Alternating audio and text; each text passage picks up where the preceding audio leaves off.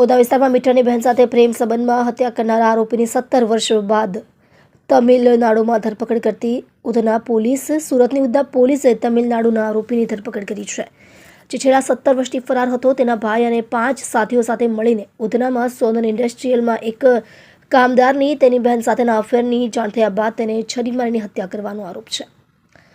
પોલીસને માહિતી મળતા ઓડિશાના રહેવાસી બલરામ ઉર્ફે બેગાની એક બહેને ઓડિશાના રહેવાસી પ્રભાત સાથે પ્રેમ સંબંધ હતો, જે ઉધનામાં સોનલ ઇન્ડસ્ટ્રીયલના એકાઉન્ટ્સ વિભાગમાં કામ કરતો હતો. જ્યારે બેગાને આ વાતની જાણ થઈ ત્યારે તે 2008માં રાત્રે તેના 5 મિત્રો સાથે ફેક્ટરીના એકાઉન્ટ્સના વિભાગમાં ઘૂસી ગયો અને પ્રભાતની ક્રૂરતાથી છરી મારીને હત્યા કરી દીધી. ઉધના પોલીસે આ ગુનામાં 3 આરોપીઓની ધરપકડ કરી છે. પોલીસને માહિતી મળી હતી કે બીજો આરોપી સંતોષ સીમાંચલ પ્રધાન, ઉંમર 36 વર્ષ, રહે બરીદા ગામ, ગંજામ જિલ્લો, ઓડિશા.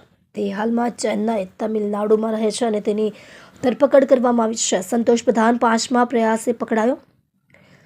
પોલીસ પકડાવાના ડરથી તે વારંવાર તેનું રહેઠાણ અને કાર્યસ્થળ બદલતો હતો. પોલીસે 5મા પ્રયાસે તેને પકડી લીધો. પોલીસ ઉધનામાં હત્યાના આરોપમાં ફરાર સંતોષ સીમાંચલ પ્રધાને શોધી રહી હતી. લગભગ 7 મહિના પહેલા પોલીસને માહિતી મળી હતી કે સંતોષ સીમાંચલ પ્રધાન ઓડિશાના ગંજામ જિલ્લાના બરીદા ગામમાં ફરતો હતો, જે મૂળ આરોપીનું ગામ હતું.